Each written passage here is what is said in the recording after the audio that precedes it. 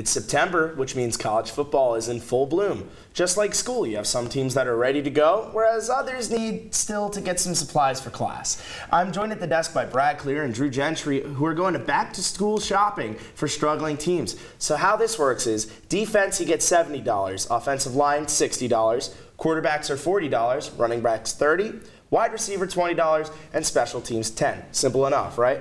Brad, we'll start with you. All right, so I'm going to go with Florida State here to start off. $60 going to the offensive line. This team did not lead until the fourth quarter of their game against Samford. They should be destroying Samford. Their offensive line was supposed to be their position of weakness for the year. 2 starters on that offensive line are now injured, potentially out for the season. So that rest of that offensive line really needs to step up. With that being said, $30 goes to running back, because if your offensive line is weakened to the point that Florida State's is, you got to change that up. And I'm going $10 to special teams because I have $10 left to spend.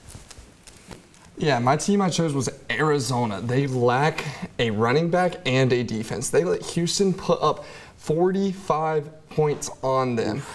Houston literally just tore them apart. Houston ran for 297 yards on 40 carries. My goodness. Just look at this. Just absolutely destroying. Nobody's trying to make a play there as the running back or quarterback just runs through the defense. Houston absolutely obliterated them. 2 rushing touchdowns, a 60-yard rush, and their quarterback obviously picked them apart. But the offense also has its struggles. They had 42 carries for 134 yards, and their longest run was only 14 yards. If you're running the ball, you have to be able, if you're going to be a Power 5 conference in the Pac-12 and try and contend, you're 0-2, you were predicted 3rd in the South Division. You can't just be that weak defensively. 100%. And your running game, my next one was a running game. They need to get a running back.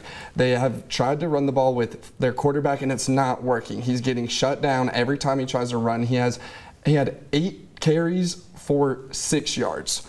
Negative yardage. Yeah. Negative per carry. Yeah, he had like 0.4 or 0.8 yards per carry. You can't do that in a Power 5 conference, especially the Pac-12, where teams that were at the bottom for a little bit are starting to show their rise, like Arizona State, who's 2-0. Your in-state rival, you cannot do that. I think commonalities here that we can find, we have 2 high-powered teams who, if they don't correct glaring deficiencies, are at risk of losing to teams that they should not be losing to. Florida State, if we're being honest here, very well could have lost this game this past week. Deondre Francois, you got to keep rolling with him. He's got to keep playing at a high level. I didn't mention him here because I don't think it's as pertinent as the offensive line and that running game subsequently, but he is a strong, major factor in this Florida State team moving forward as well. Yeah, I mean, like I was saying, they've allowed 4 different rushing touchdowns against Houston. American Conference, not Power 5. Houston has been in the top 25 in and out, but they still shouldn't be competing with a team that was supposed to be a top 3 in the Pac-12. There's no way a Power 5 should lose to an All-American team. And then for that matter, there's no reason that a team in the top 25, like Florida State, who has an uphill battle to make a bowl game now, should be struggling to beat Samford. Well, guys, it looks like we've maxed out our budget, but don't go anywhere, because when we come back, Matt will be joined by David to discuss the upcoming Ryder Cup.